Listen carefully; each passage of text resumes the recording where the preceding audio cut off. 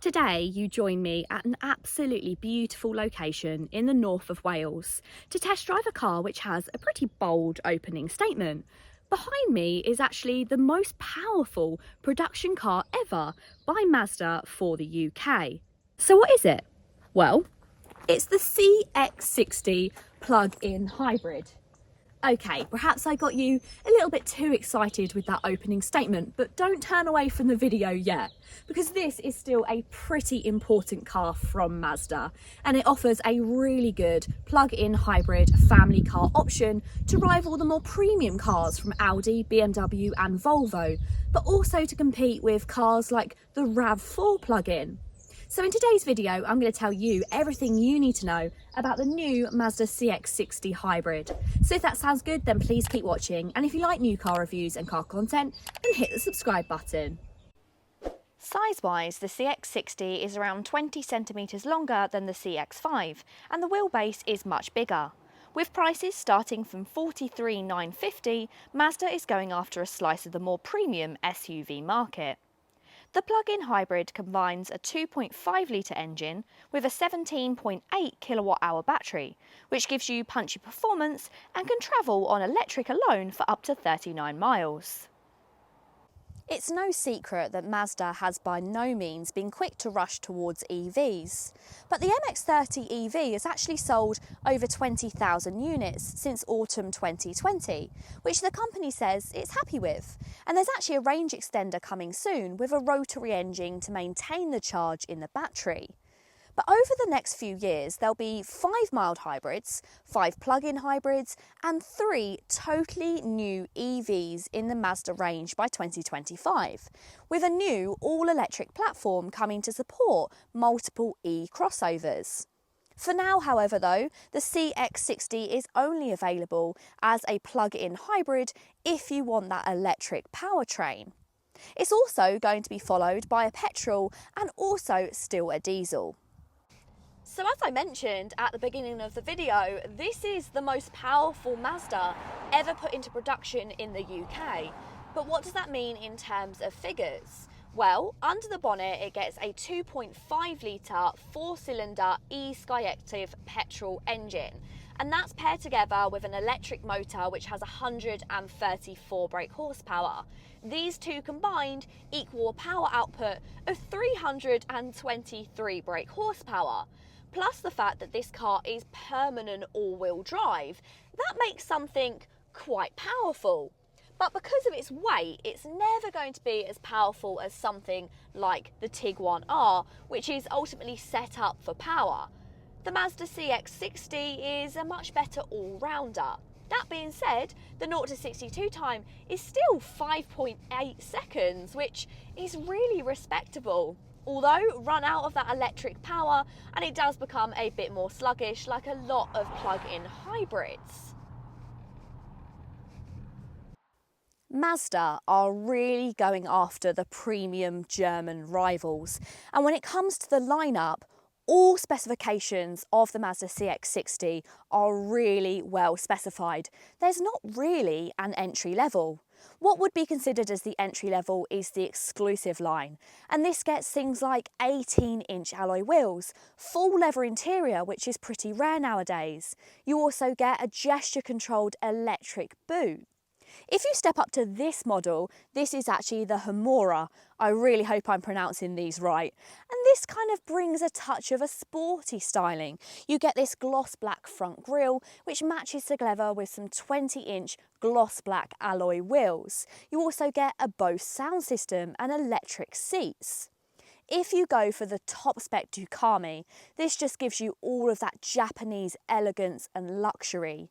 You get things like the surround of the doors is actually in a chrome rather than in a black. You get a different style of 20-inch alloy wheel. And you also get some really luxurious interior details, which is said to be inspired by Japanese kimonos. Inside the boot you'll find 570 litres, which is not much more than you'll get in the Mazda CX-5, but that's not necessarily a bad thing because that boot is really practical and much larger than a lot of its rivals, and so is this boot. It beats the BMW X3 and also the Lexus NX and other cars on the market. It's also a really useful space as well. It's got a nice square load area. You've also got a flush boot floor, so putting suitcases in and out is no problem. As I said, you get electric boot as standard. You've got this flexible boot cover as well, which feels a little bit better quality than in some of its rivals. It's just all over a pretty practical space.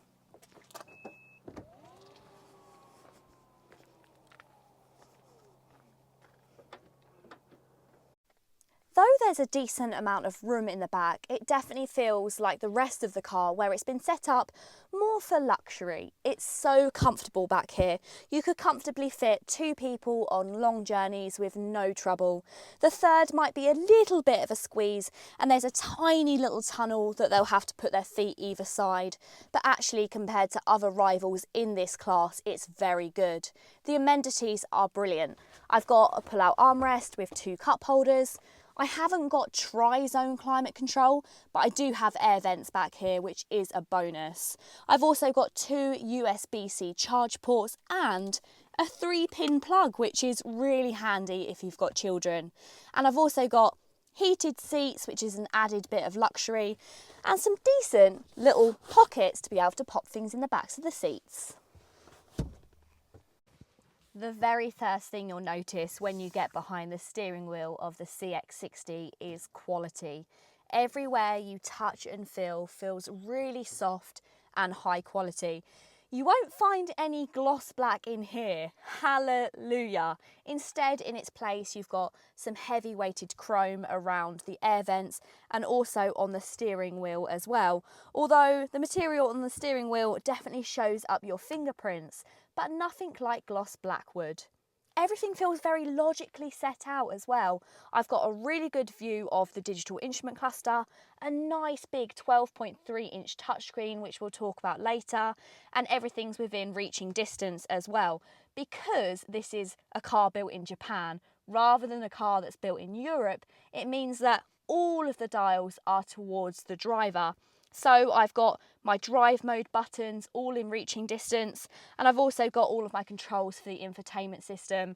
Everything is really accessible, which is nice, and all the buttons are heavy weighted. They feel really good when you press them.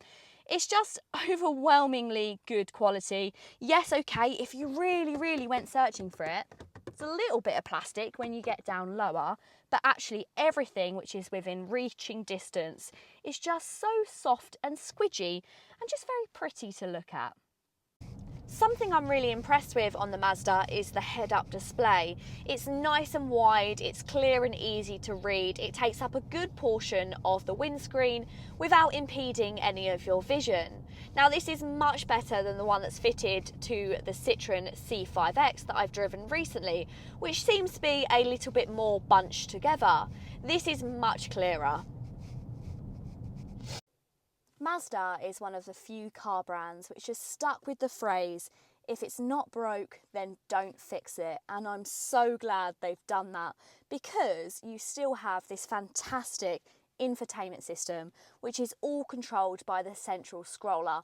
It's so easy to use, really simple to find your way around, and it's also really easy to do whilst driving as well, without taking your eyes off of the road, which is a real rarity in today's age. You've also got physical climate control dials as well, and they're all nice heavy weighted buttons as well. You've got dual zone, you've also got heated seats, cooled seats, and these are all nice physical buttons. It really is just a delight to use.